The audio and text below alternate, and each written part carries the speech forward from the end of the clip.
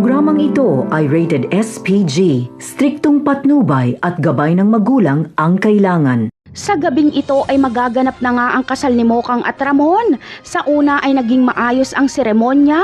Nangako sa isa't isa si Mokang at Ramon na mamahalin nila ang isa't isa at hindi maghihiwalay.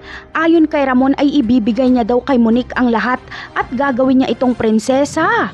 Pero para kay Olga ay kamatayan lang ang makakapaghiwalay kay Ramon at Monique. Ilang segundo na lang kasi ay sasabog na ang regalo ni Olga kay Ramon na bomba. Mabuti na lang ay agad napansin ni Ramon na may tumutunog. Kaya agad siyang sumigaw na may bomba at nagtakbuhan na ang mga tao.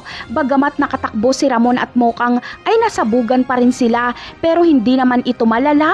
Ang iniisip ni Mokang ay ang kanyang ama dahil hindi ito makakatakbo. Sa kabilang banda naman ay hinihintay na lang ni Tanggol na makatulog ang lahat dahil tatakas sila.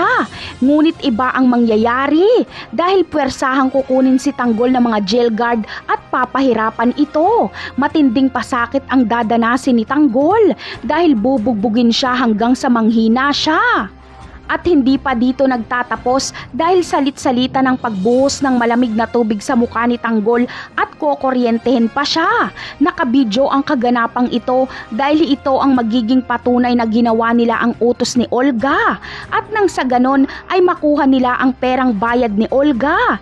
Iiwan na lang nila ang kaawa-awang katawan ni Tanggol na wala ng malay. Napakarami pa nating dapat abangan sa mga susunod na episode ng Batang Quiapo. Paalam!